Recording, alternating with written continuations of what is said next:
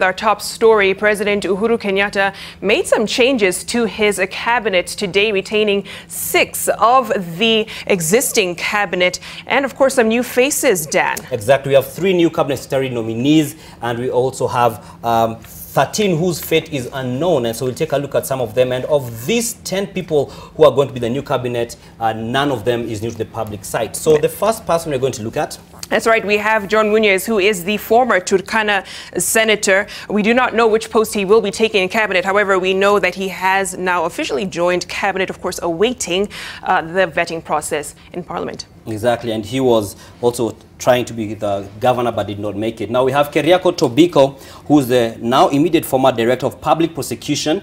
He has tendered his resignation to President Uhuru Kenyatta, who has accepted it.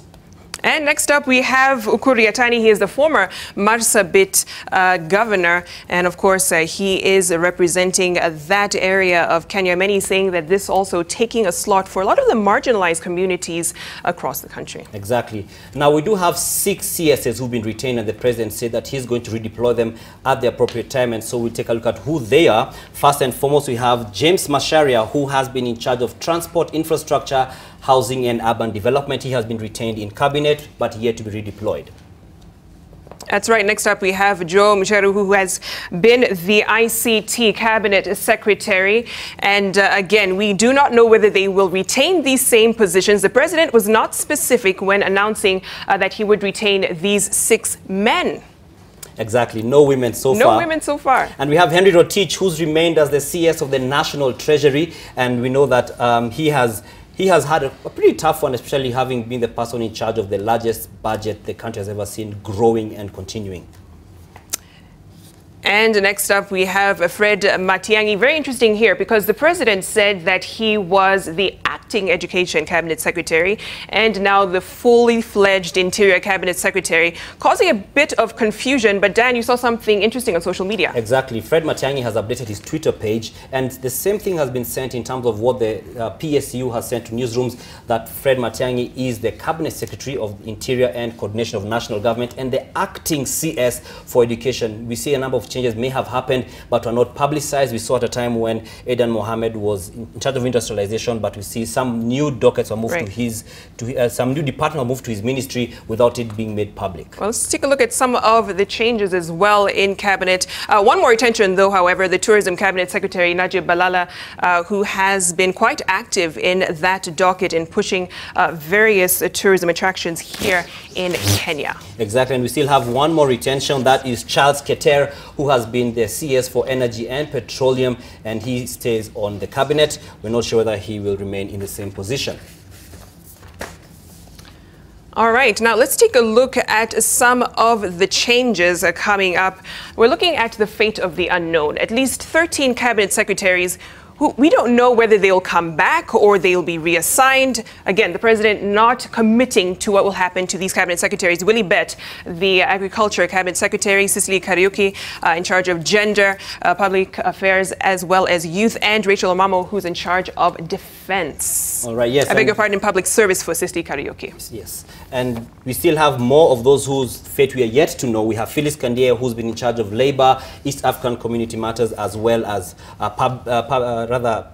social protection, I beg your pardon. We have Mwangi Kiunjuru, who interestingly had been told by the president not to vie for Laikipia governor, but remain because the president needs him on his cabinet. But we see of the 6 who have been retained, he is not among them. And we have Judy Wahungu, who has been the CS of environment and national resources. Absolutely. There you have Lands Cabinet Secretary Jacob Kaimeni, Hassan Wario, who's in charge of sports, culture and arts, and Gideon Muigai, the Attorney General. So we're waiting to see. The president said in the next couple of days he will be announcing more individuals who will be, or at least hopefully, joining the cabinet, and we'll see what the fate is for these 13. Eugene Wamalwa? Yes, Eugene Wamalwa, irrigation and water. He's not in the list of 6. We have Dr. Cleopa Mailu, who has had a pretty rough tenure when he joined cabinet midway the tenure, which puts him in a position where he does not have a position in the 6. That is, we don't know whether he'll be there coming forward. And we have Dan Kazungu, who has been the mining cabinet secretary.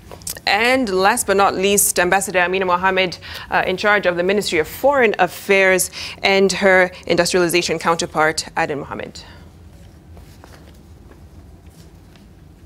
Now, we also have other appointments that the president has made within State House, the executive arm of the same, and we have Wanyama Musiambo, who is going to be the assistant of Joseph Kinyua, who is the head of public service. We also have Kinothi Amboga, who's the comptroller of State House, and he was the governor of Nakuru County. He lost right from the nomination stage in the Jubilee Party, but he has been rewarded, I guess, and he has replaced Lawrence Lenayapa, who is now being moved to be the ambassador to the Royal Kingdom of the Netherlands.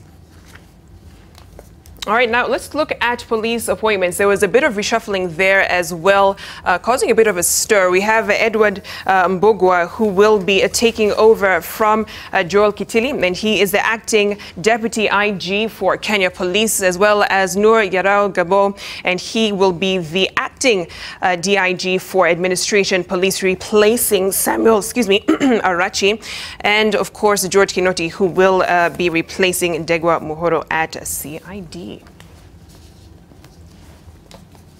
And Vicky has alluded to some of those who've been redeployed. The president said that he has forwarded the names of 3 top cops, we may call them that, to the Public Service Commission for redeployment. Okay. And first we have Ndegwa Muhoro, who has been the director of the Directorate of Criminal Investigations. We have Samuel Arachi, who was the DIG, that's the Deputy Inspector General of Administration Police, and we have Joel Kitili, who has been the Deputy Inspector General of the Kenya Police. Their names have been forwarded for redeployment.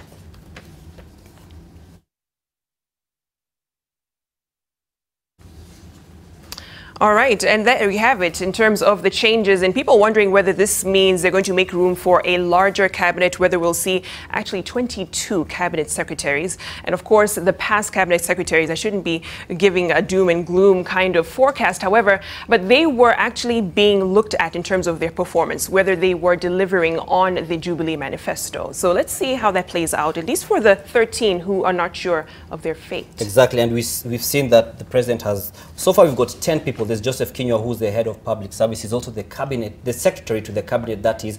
So of the 3 new, the 6 retained plus him, we have 10 people who are assured of being in cabinet. That's assuming that those who need to be vetted sail through. But now we have 19 ministries, so we still have 9 or maximum of 22 as according to the constitution. Absolutely.